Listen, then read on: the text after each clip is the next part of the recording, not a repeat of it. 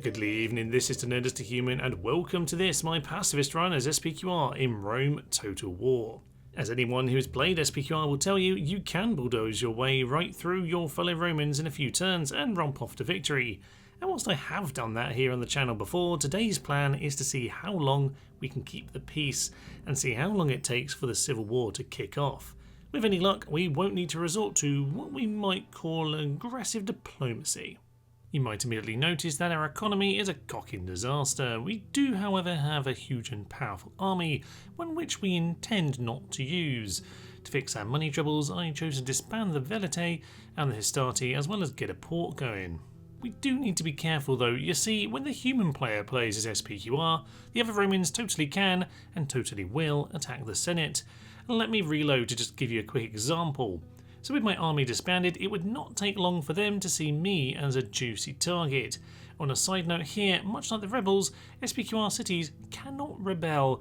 It certainly helps. There you go, the Julii have blockaded me before switching around to become my protectorate, which is a little bit strange, but it is too late anyway. The other factions are now very much at war with us, so yes, that is the version of events we don't want to embrace. We will attempt to be pacifist about all this. As the adage goes, if you want peace, prepare for war, and that we certainly shall do. We'll need to keep a strong army to deter any stupid ideas from our Roman friends. Hopefully, we can manage the economy in the meantime. 20 years in, and we have some economy and some infrastructure. We are, though, collecting a few too many generals, all of which we have to pay for, so we might need to dispose of them. And so they would survive at least for another 20 years or so. Although, once someone picks up the title Publius the Lewd, it's probably time to send him off to go live on the farm. You know, the Red Dead Redemption kind of farm. So indeed, off he cantered to the legendary lands of Scythia to find himself his latest conquest, a lovely Amazonian woman. Who would deny these glorious purple drapes? They do look resplendent. It turns out that locals could and would deny him, and this time at least, the hunt would go on. Sadly for Publius the Lewd, he would pass away, dreams unfulfilled. We could shed a tear, but we should probably shed a tear for the family name, for in its absence, it was noted that our family tree was only daughters. Daughter, daughter, daughter. Potentially a big problem for the future. Still, our empire was seemingly going strong. We had modded in the Pantheon for SPQR, who usually get no temples at all. I chose to go with Vulcan, as I needed my units to get every buff they could get.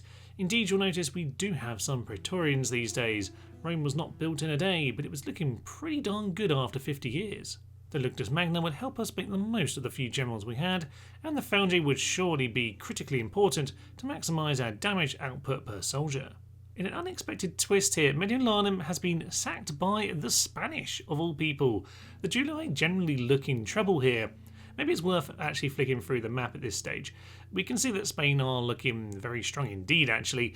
Armenia and Pontus both doing very well, though Egypt appeared to be dead, fall into a Pontii Scipione sandwich. Delicious. The Spanish have suggested now, and Batavium is under siege too. It generally might all be over. I might have to fire the Spanish in a minute. That certainly wasn't the plan. On the end turn, Batavium is gone too. Arretium is under siege, and they're at the gates of Ariminum. Amazing.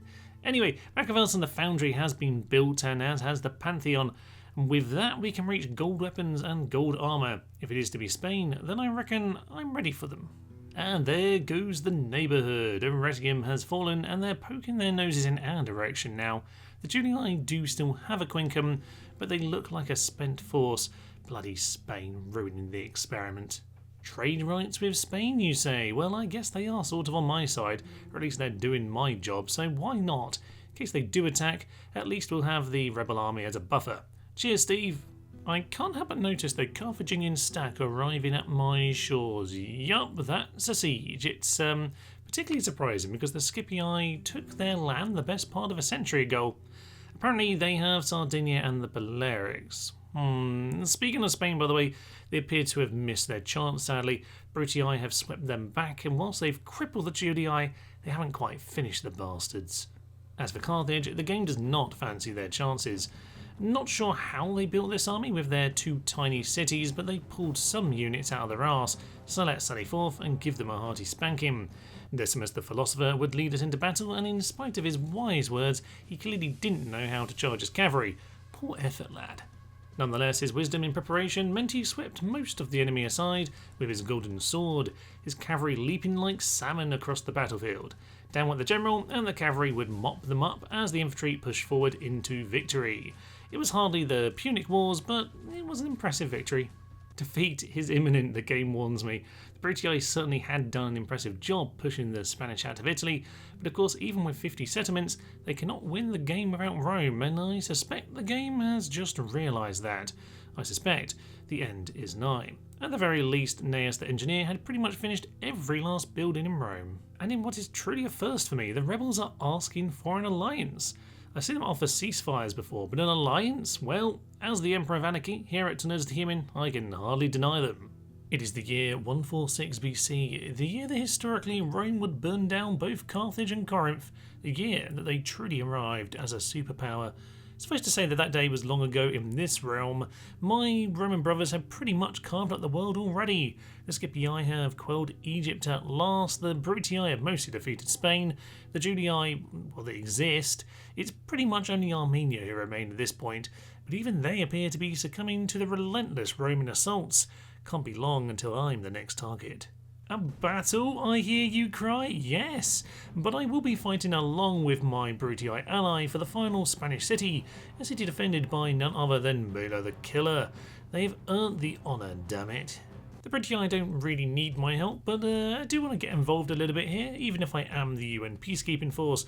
We bring peace with blooded steel. But it turns out to be rusted steel. Maybe we were a little bit too pacifist because we don't seem to know how to fight. It probably doesn't help that we took on 6 units alone. Oh well, I also came along to this battle because the valley on the approach is sodding glorious, and who can deny that view?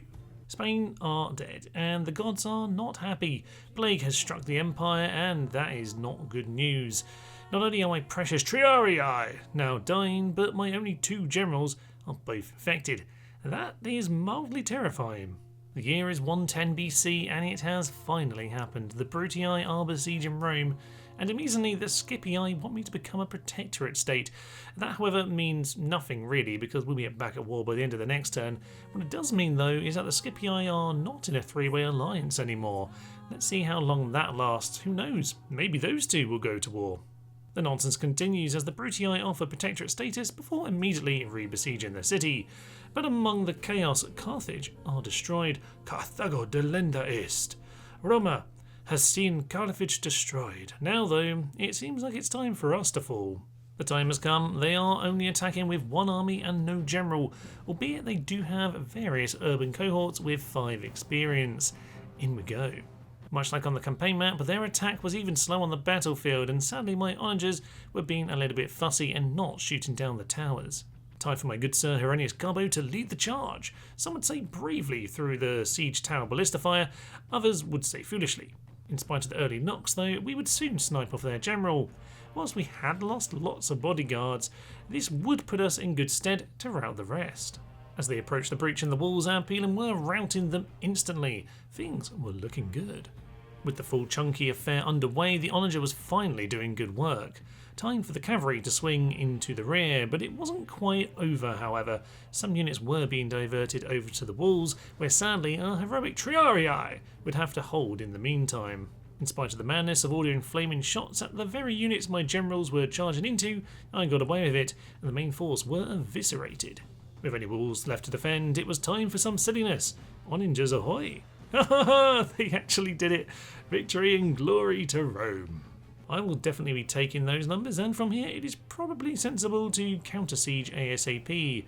Though in the meantime, we can take another silly protectorate offer from the Scipii. Why not? And seeing as their word means nothing, we'll head straight down to Capua to take care of them. This time it was Sextus the Engineer leading us into the fray. And lead he would with some bold charges into the front of spearmen. As you might imagine, they weren't hanging around to die in the field, and they were fleeing. And with the Horn of Destiny, Sextus would insist that the battle ended here and now, and with the infantry closing the trap behind, surely we would pull this off thanks to the general's bravery. Barely double figures on their kill count, and with that the city was looking ready for the taking. With that done and the populace punished with bloody murder, we had our first conquest, liberation, complete. With no sign of a second Brutii attack, it was time to head straight for their homeland. Sextus would once again lead us to a solid victory, and to my absolute joy it turns out that those efficient Brutii roads have left Croton in range of my onager. This was left up to his oldest son, Herennius Garbo, to swing on in and claim the Brutii capital. What a glorious and very pacifist turn. Praise be, we have a child. It turns out that Herennius is having a lovely holiday down in the boot of Italy. I say praise be quite seriously, in fact, as quite frankly, at this point, I do suspect the most likely way for us to lose is for our family to die out. In case you're wondering about the fog of war, by the way, I did have it off to enjoy the pacifist part of the game and see what Spain and Armenia are up to, for example, but having tried to remove it, it turns out that I can see everything in the Roman lands anyway, so I basically see the entire map. Oh well, it works for me. As Brutii reinforcements arrive in Italy, I just about have time to swing into Arretium. Marvellous. As Scythia become the latest fallen civ, the Brutii are going to head on into Arretium with another stack of high quality troops. Augustus Gellius would dispose of them routinely enough. A lack of cav meant that a few more got away than would be ideal, but for his first outing, he's done well. The follow-up battle would take place by the Glory of Pride Rock, and include some excellent support on Onager fire as Augustus Gellius gallops straight towards the enemy. Glorious. As the battle gets chunky, I realise it's not quite as positive as I thought. We have to get that general out of there. He is a wife and kids, damn it. This would become worryingly close actually, but thankfully as we charged in, it was their general that went down, not ours. Take note though, urban cohort with a general is a dangerous combination. Indeed, with one of the two fronts collapsing, it might be down to the hoplites to hold while we attempt a final flanking manoeuvre. But no, our general is fleeing. What a darn fiend. Their javelins were just too much for us, sadly. The city isn't quite lost, and it will probably be a Pyrrhic victory for them, but it's certainly not ideal. Defeat here today. Oh, and apparently the game says he's dead. I don't believe he did die in that battle, but apparently that is the case. He may never died actually in the battle, but he's dead to me anyhow. Oh god, and we lost an eagle as well. We're going to have to go retrieve that one day. To avenge his son, Sextus went straight off on an Albanian holiday and sacked Apollonia. Back in Arretium, and we would need to sally forth to relieve the siege. Herennius would head back up north and would get us back to winning ways with his ragtag force, lifting the siege for now. Perhaps we can manage to rebuild. In the east, nothing could stop us now as Sextus continued his rampage into Greece, first smashing into Termon and then heading straight onto Larissa. Back in Arretium, and it was time to see if we had managed to conjure enough troops to save Herennius, who I stupidly left in the vulnerable city. Still, victory here would see us break the early Brutii counter. This was going to be a big one. I am known as something of a philosopher. Some ask me, why are we here? The answer is often complicated. But today, we are here to kill all those bastards! I want to see blood. I want to bathe in their blood. I want to bathe in their blood for a week. Now, kill them all! Clearly, he takes after his great-grandfather Decimus the philosopher, who led the sally against the Carthaginian siege of Rome all those years ago. Let's see if he can back up his words and bathe in Brutii blood. First things first, Cornelius Caepio's reinforcements are going to snipe off their onager. Their literary cav intercepting will make this a little bit awkward, but it should narrow their options. With the towers at the wall, the round burnt down, and the onagers routed, it is time for Herennius to sally forth and bathe in their blood as he promised, starting off with the enemy general, who had done a good job of distracting our reinforcement cav. The sap point had now taken down the walls, and we were engaged in wallfighting. This battle was getting stretched. Speaking of the walls, our two units were routing, and the walls now belonged to the enemy. The breach was defended, and the generals were routing the sappers, but with the gateway theirs now, we could still be in trouble. Indeed, our units would break at the gates. I'm not really sure why, but it was now becoming a big problem. Flame and arrow support was certainly helpful though, and with the cavalry taking out everyone outside of the city, they would be able to swing back in and break the units at the gateway. One set of Crispy Tims sacrificed themselves on the wall, but with reinforcements here, the final unit is going to go down. All the way down, off the side of the walls in fact. There is our splattered friend. Have it, Steve.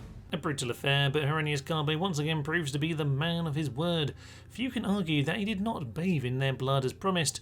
The city would be renamed in his honour. A word for Cornelius Caepio though, who bravely reinforced. He seems like a good egg too. Though before we celebrate too much, it does seem like the Julii want to poke at Rome. Though a ceasefire with the Scipii is something positive, I guess. With Athens swiftly taken, we would continue to mop up in Greece. Whilst over in Italy, the Brutii reinforcements were coming from the east, and I would need to relieve Rome and race up north to Batavium. With that secure, I would hopefully be able to bottle them up and fight them on my terms. And an alliance with the Britons was very welcome. They were the only non-Roman faction left standing at this point, so they might as well stand with me. Lovely. Now that we're officially the good guys, it was time to relieve Rome with Herennius Carbo leading the charge. The Julii, in case you forgot, are a backwater of a nation, and they have Town Watch. Cool capes, but they die very, very quickly. And as you can imagine, they really didn't fight for very long. Their general, sadly, just managed to escape us though. The rest would not be so lucky, with the reinforcements from Rome helping to cut them off and cut them down. They would soon melt like Swiss cheese. It's fondue for Christmas, lads. Can't argue with those stats at this point. We are ready to counter, and hopefully Rome was safe and we could head straight off to Ariminum. And into Corinth, which was simple enough, but yes, it appears to be plagued, and now so is my army and its generals. Well, in for a penny, in for a pound, to Sparta we go, and I guess we'll just have to sit out the plague here. Gah, clearly the issue is I need to appease our great god Vulcan, so I'm going to go demolish all the temples, and yes, that included the Parthenon. I'm going to build my Vulcan temples everywhere instead. On the note of desecrating temples, of course I did pick up the statue of Zeus at Olympia, and whilst this doesn't matter to me, to the Brutii it matters dearly. For an empire that stretches from Campus Sake to the Atlantic, I suspect they need that 20% public order bonus. On to Ariminum, where embarrassingly the Julii have not managed to even get a huge city yet. Still, level 4 cities are more annoying to assault, but luckily, thanks to our heavy onagers, we were able to destroy their towers and chunk them down in a tide of purple. On the plaza, the generals would get involved as ever to shove them off the plaza and finish this job off with consummate ease. Further up in northern Italy, we had another Brutii army full of 5 XP urban cohorts to take care of. We found ourselves in a battlefield eerily like the one we earlier saw defeat at. This time we're on the defensive, and it would give us the advantage of the first peeler throw. That was very much our downfall last time, and we wouldn't let history repeat itself. There we are, some lovely downhill javelins, just what the doctor ordered. Doctors weren't that good in these days, clearly. The front line was holding well for us. Despite a few breaks on the far flank of the rock, the battle was largely going to plan. The barbed mercenaries were even able to do something. Nice. And a well-aimed charge by Herennius would see off the last of their resistance in classic fashion. Good job, lads. Oh, it turns out this entire branch of the family, by the way, all descend from Publius the Lewd of all people. Just as well he didn't die in the Scythian expedition. The family tree is seemingly down to his branch, but we do at least have a few children coming through now that we have a few more cities. The Brutii are definitely losing cities to rebellions now. Taking Corinth was certainly worth it, even if Sextus is still plagued as a result, although I obviously have renamed these two cities Corona and Covid. And taking a look at the faction rankings here is stark viewing. The Brutii production is in the toilet. For around 64 regions, they've fallen down to about 45. The best part of 20 regions anyway. That is certainly not all me. A fair whack of that. It's definitely the rebels. And their money is also non-existent. We might actually have them on the ropes here. And whether Apollonia is looking like a dodgy affair, I've managed to drag reinforcements in from various angles, but it's still looking pretty dicey. Some lovely hits from the onagers early doors here as ever. That does seem to be a consistent theme of this here campaign, and since they are taking their time with the sappers and the ballistas, we have been able to run some of our reinforcements into the city. As the wall collapses from the sappers, you'll see that the tower is nearly destroyed, and that testudo has been eviscerated.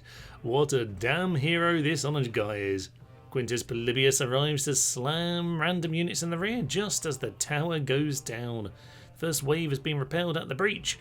Our Praetorian Cav routing is not really ideal, it should be said, but you know what, I'd say the ball is in their park now. Turns out the general's fleeing too. He'll be lucky to not get killed as he runs through that pile of units. Soon enough their ram was burning too though, and now they only had that one breach to enter from, and those who were entering there were currently routing. At this stage, while the Equitae were never going to do any damage, they could at least mop up the routing units.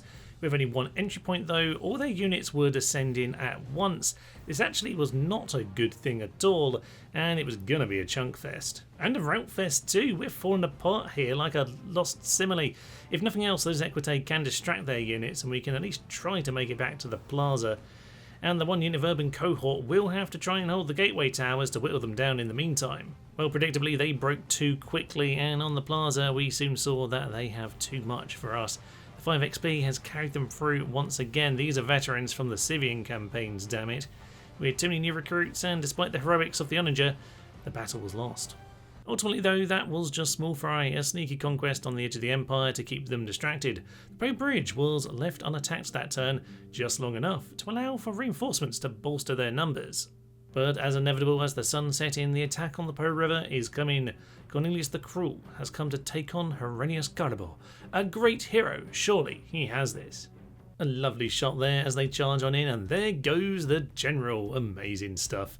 We also just clean out their front line unit too. Mentis Onagers doing the business again. As for the actual battle, this time it is them who are mass routing, and honestly it's just the tonic I needed. And as their units are fleeing, the boulders continue to snipe them as they run. Beautiful. Well, the immediate response from the Brutii is to give the battle a second go. Time for take 2, lads. We begin just as we left off with our front line splattered by Onager fire, just as the enemy arrive. Excellent. That was mostly our own men again, and they've completely blown a hole in the centre of our line. Oh well, it does happen. Well, this time they actually hit the enemy. That's pretty refreshing. Nice job, Tim. And with the General gone, they would soon be fleeing for their lives. Of course, Herennius is known to bathe in the enemy's blood. At this point, he's creating whole rivers of blood for the masses to bathe in. Let it not be said that Rome does not serve the people of Italy. That's a lot of jam in that river. And over in Larissa, we have a repeat of the Apollonia situation. This is mostly a mercenary holding force with some fresh recruits. It's a stone wall and nothing more, and they have siege gear, so they will certainly be cracking down the walls. With the Plague Army now free to reinforce, they will make it next turn, so I'm confident we'll take it back immediately if we do lose it. But let's see if we can prevent that situation from happening. Whilst I had hoped to hold them and whittle them down at the gateway, my units were wavering almost immediately. And if that's the case, there's little point of hanging around in the streets. I think we need to learn from last time and head back to the plaza. Generals really make all the difference against these elite Romans. The forces arrive at the plaza, and we have a U-shaped trap with hoplites in the centre and javelins all around. The Onager sadly didn't make it back safely, but after the heroics in the last battle, I had to give them a try. It is 23% to their 15% of ours, and we are now totally fighting on the plaza, so no more breaks for us. The early break from their units was welcome, but there was a sneaky unit at the back. I need to get the General to sort that out. This other flank also had a unit coming, but this one I was actually prepared for, and their main force has completely broken. It's only this flanking force now. Cavalry can mop up the routers, and we'll finish them off. About 45% of us lost. Alright, not too bad. Back in Italy, and Captain Julianus, of all people, was heading on in. Mr. Vatinius would not fare so well in this universe of the Brutii, with rivers of blood continuing to be a theme of Herennius Carbo's soldiery. Of this latest massacre, at least another couple armies came along to face a similar fate, but I think you get the picture. Back in Greece, and Sextus Victor, our great leader, has recovered from the plague and is now heading to Thessalonica for a little holiday.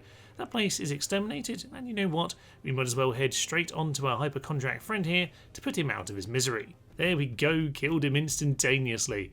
We'll let that one man escape to tell the tale of the fateful day. Oh, Sextus, the old man has still got it. An amazing day. The Brutii didn't attack me on the bridge this time, so after about, I don't know, 10 attacks on this bridge, I think we can finally march on to Mediolanum.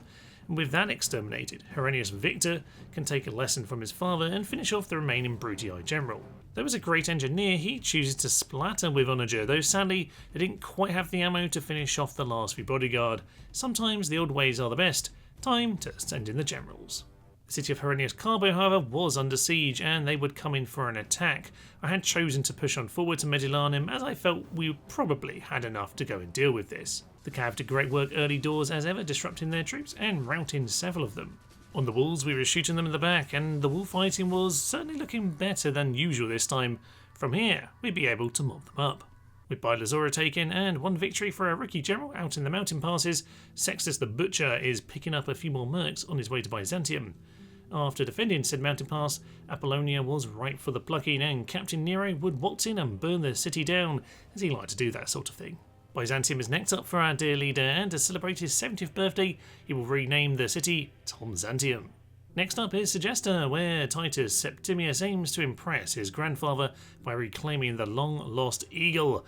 The game apparently isn't giving it to us, but in my headcanon, it's done.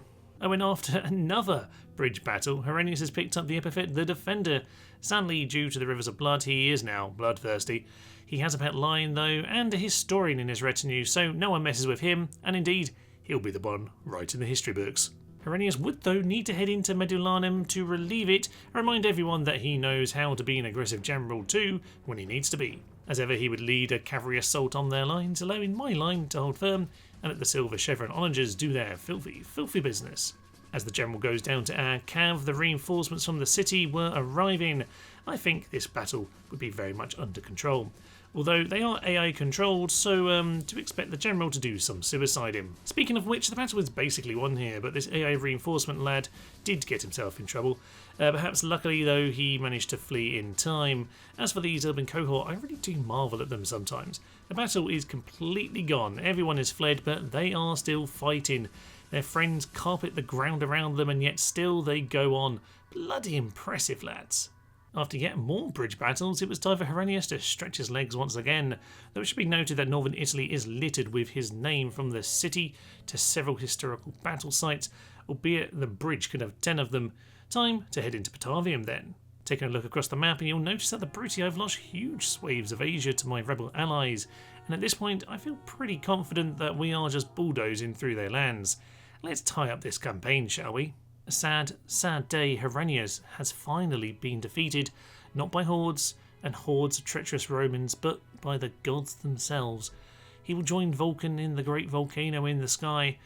Can we continue on without him? I do not know. We shall murder the people of Segestica to make ourselves feel better, and I guess we'll put Salona under siege too. In fact, we should rename his death place in his name, Herennius the Defender. May all its inhabitants say its name in full every time, lest they join the river of blood. Rest in peace, you absolute bastard of a general, you. You freed us from the shackles of perfidious Roman families. You led us free from Italy as we spread across Illyria and Greece, and even to Nicomedia in Asia Minor. And clearly, in honour of the alliance, the Britons have decided to leave the campaign for a better life. One with blackjack and hookers, no doubt. Goodbye, my friends. Enjoy your blood pudding with dear Herennius in the next life. Loyal to the last. A new man of the hour right at the death, no less than Herennius Pompeius, honouring both our hero and Vulcan with that name. Oh, I think you need to get involved at the end here. And of course, we should head over to the Julii to finish them off. They were not even good at being Romans when they were loyal. They might as well be ended here today. And Cornelius Caepio, Herennius' second in command, and his younger brother, a brave and noble warrior himself, will take the reins and lead an army to Aquincum. As if fated by the gods, where did the Julii meet Herennius Pompeius? But on the cocking Danube River crossing. Poetic, my friends, and this Julii army is technologically way behind us, so this should be fun. Once we conquer this land, by the way, we may have to clear the trees on this river crossing, because now my onagers don't have a straight shot. Despicable. The onagers still know how to shoot though. Lovely shot there, and the first Steve across the river probably has 70 javelins impaled through him. Grim. Oh, we hit the dogs with a fire there. Crispy dog for Christmas this year, lads. Although we are hitting clumps of men, even in the water here. Very nice indeed. And with the general going down, surely it is going to be all over for them. And in spite of me wanting a massive 6-army clash at the walls of Aquincum, they want to go down with a whimper. They're going to fight us on the bridge again. Well, if you insist.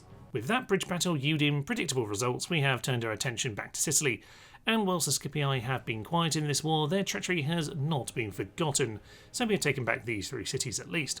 We've also swept across southern Gaul and eastward to the old Scythian capital. The Aegean is now totally under our control, and frankly there is little resistance left. And as we head to the Julii capital, we will of course be bringing Herennius Pompeius and Cornelius Caepio, who is bringing along an army of dogs, because how better to deal with traitors than to feed them to the dogs.